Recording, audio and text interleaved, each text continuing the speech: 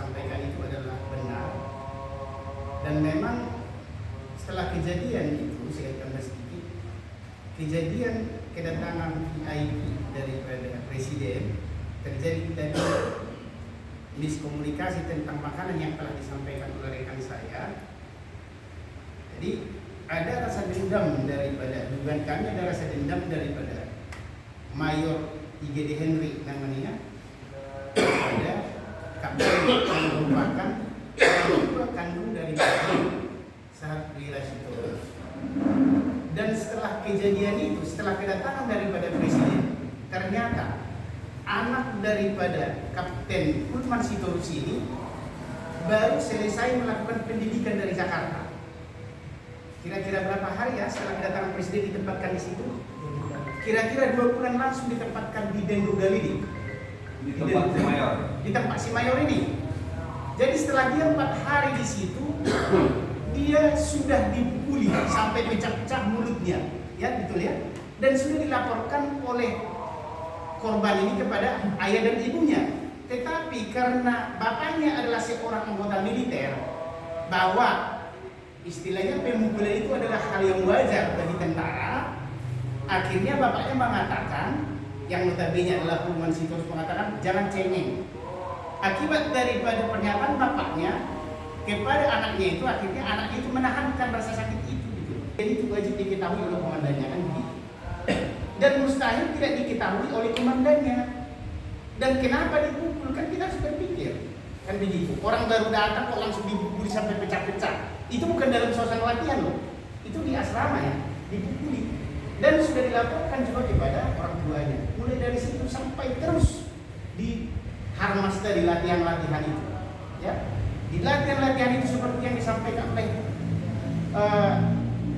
teman kita tadi, dia sudah tenggelam, sudah ditaruh oksigen, dan ada salah satu saksi yang mengatakan di persidangan itu ada tim medis ya, tim medis dari kesatuan mereka sudah melaporkan ke komandannya bahwa Komandan Wira Sitorus sudah tidak layak lagi untuk ikut latihan.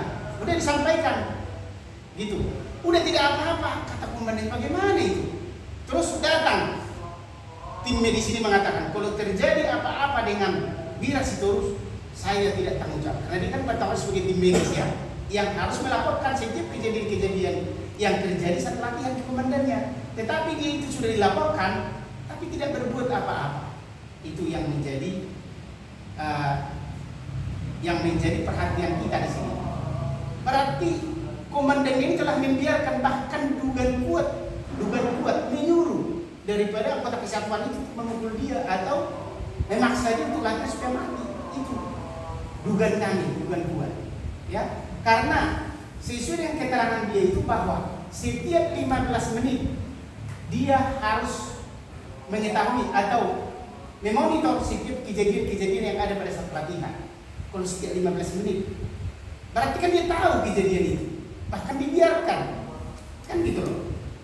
Nah, begitu, itu yang menjadi kecurigaan kami. Yang kedua, di dalam proses persidangan itu, kami melihat seolah-olah hakim-hakim yang menyidangkan perkara itu, seperti yang disampaikan oleh rekan kami tadi, tidak menunjukkan empati kepada korban dan tidak mencari kebenaran yang material.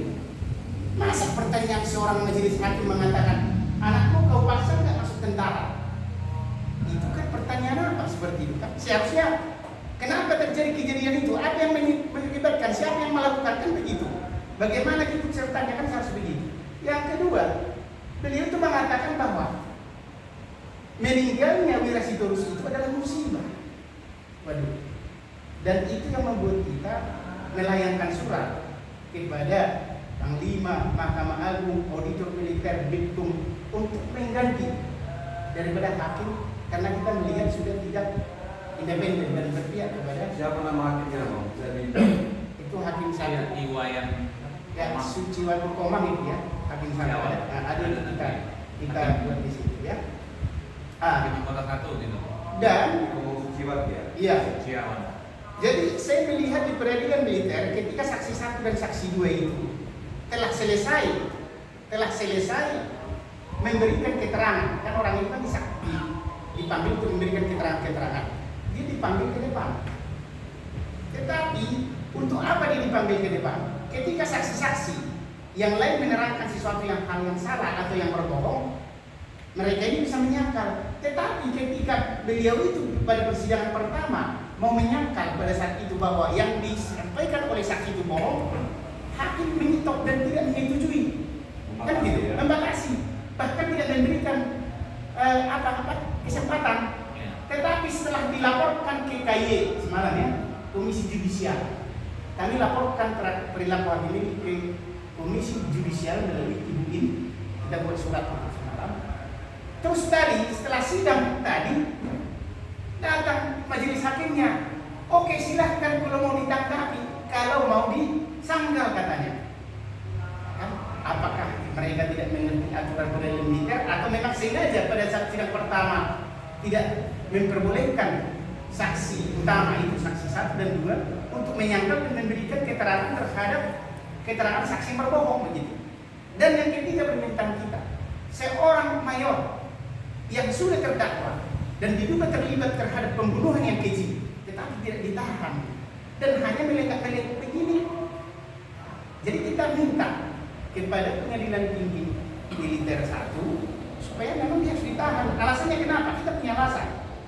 Kita takut dia bisa mempengaruhi saksi-saksi yang lain untuk memberikan keterangan yang tidak benar. Karena saksi-saksi itu kan anggota dia tahu lah kita di militer ini. Kalau katakan sama anggota kan ya begitu takutnya mereka hierarki itu kan masih kuat. Itu yang kita minta. Baru yang kedua, ada dugaan-dugaan kita, ada deal-deal yang tidak patuh secara hukum untuk membebaskan dia nanti dari istilahnya pertanggungjawaban hukum. Nah, itu yang mau kita cegah, makanya kita SN dan kita panggil Pak Kamarudin untuk sama-sama dengan kita dalam menangani perkara ini supaya jangan terjadi nanti kesatuan-kesatuan di lingkungan TNI militer yang ada di Indonesia ini, supaya tak bisa profesional mereka dalam melaksanakan tugasnya.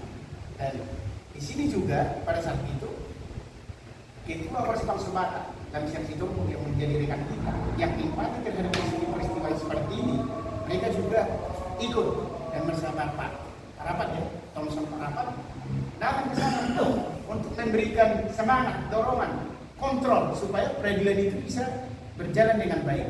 Mudah-mudahan dengan kedatangan kita semua di situ nanti, peradilan itu betul-betul bisa berjalan dengan baik sesuai dengan aturan hukum yang berlaku dan yang bersalah tetap dihukum bersalah. Itu harapan kita. Dan itulah dulu dari kami. Mungkin bisa ditambah lagi. Bang, satu bang, tanya bang. Lokasi latihan di mana bang? Dan meninggalnya korban di mana bang? Meninggalnya itu adalah di rumah ya. Dan denrudal latihannya itu denrudal 44 Dumai. Nah, jadi meninggalnya terjadinya penyiksaan itu pada saat latihan di situ dan meninggalnya di rumah sakit. Iya. Jadi kata bukan di mana bang? Iya, rumah sakit apa? Rumah sakit umum Dumai. Nah, gitu. Almarhum ini berapa lama pendidikan di Denrudal? Jadi di Denrudal bukan pendidikan, apa namanya? Ditempatkan penempatan di Denrudal.